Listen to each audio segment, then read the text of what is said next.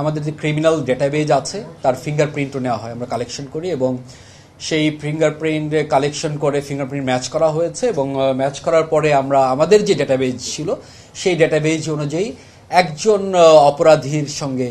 তার ডেটাবেজের সবকিছু মিলে যায় এবং ফিঙ্গারপ্রিন্টে মিলে যায় এবং তার ডিটেলস কিছু ইনফরমেশন যেগুলি প্রায় আমরা 200টি ফিল্ড আমরা আসলে প্রত্যেকটি ক্রিমিনালকে যখন আমরা অ্যারেস্ট করি সেক্ষেত্রে তাদের এই ফিল্ডগুলি আমাদের কাছে থাকে, এই রেকর্ড হিসেবে থাকে এবং সেটাতে ম্যাচ হয়ে যায় এবং ম্যাচ হওয়ার পরে আমরা যে পরিচয় যেটাই পাই তার নাম হচ্ছে মোহাম্মদ পলাশ আহমেদ, পিতা পিয়ার জাহান সর্দার,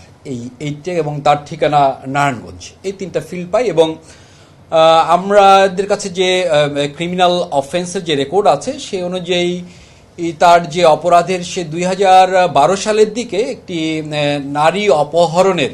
একটি মামলা হয়েছিল এবং ওইটা মামলাটা হয়েছিল ফেব্রুয়ারি মাসের দিকে এবং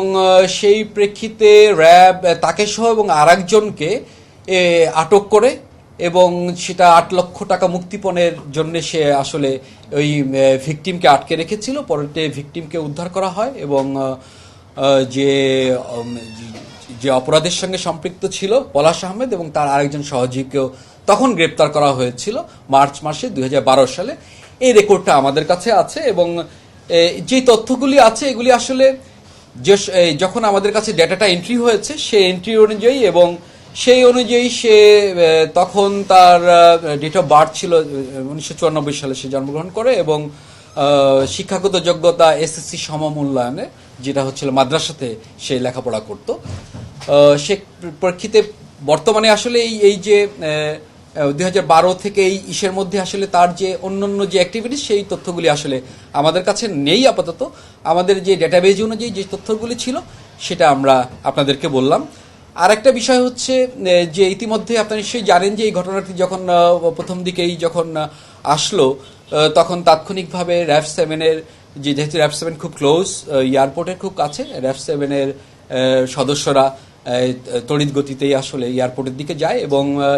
ইতিমধ্যেই আপনারা নিশ্চয়ই এটা জানেন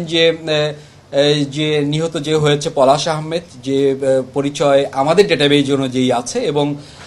সে যখন তার যে প্যাক্স লিস্ট যেটা ছিল প্যাক্স লিস্টেও কিন্তু আমরা ওটা দেখেছি যে সেটা অভ্যন্তরীণ রুটের যাত্রী ছিল এবং সেখানে যে সিট অনুযায়ী তার যে নাম সেখানেও কিন্তু পলাশ আহমেদ হিসেবেই ছিল। সেক্ষেত্রে মোটামুটি আমরা এটা নিশ্চিত যে তার পরিচয় এবং প্রিভিয়াসলি যে ব্যাকগ্রাউন্ড আছে এবং ইতিমধ্যেই আমরা যেটা নিশ্চিত হয়েছি যে র্যাবের বোম ডিসপোজাল ইউনিট ইতিমধ্যে কাজ করেছে এবং তার শরীরের যে বিস্ফোরক সদৃশ যেটা পাওয়া গিয়েছে সেটাতে কোনো রকমের বিস্ফোরক এখানে নাই। এটা একদম ফেক একটা জিনিস, যেখানে হচ্ছিল বিভিন্ন রকমের তার সার্কিট এবং অন্যান্য জিনিসগুলি সাধারণত সম্পূর্ণ এটা ফেক একটা ভেস্টের মতন সে তৈরি করেছে। এটা আমরা নিশ্চিত হয়েছি, আমার বোম ডিসপোজাল ইউনিট ওখানে কাজ করছে এবং সেটা নিশ্চিত করেছে।